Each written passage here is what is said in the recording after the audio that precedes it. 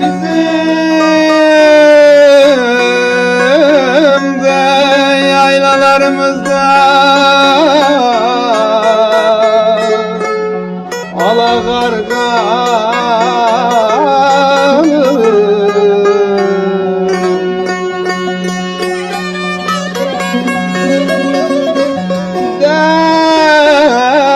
derelerimizden akar kardeş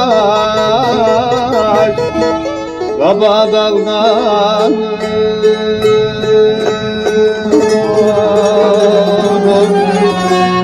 Baba dalgalı.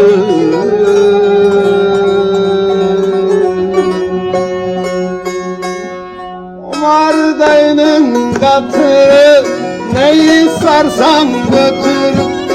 Omar dayının katırı neyi sarsan götür. Ne laflar duydum ben senin yüzden ötürü. Ne laflar duydum ben senin yüzden ötürü.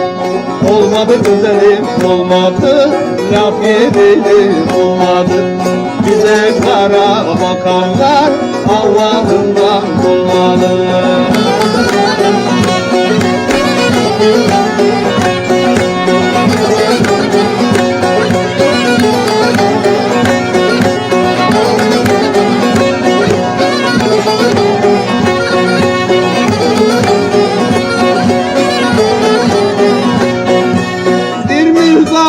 Meşeli, dibi mor menevşeli, yayla dağı meşeli, dibi mor menevşeli.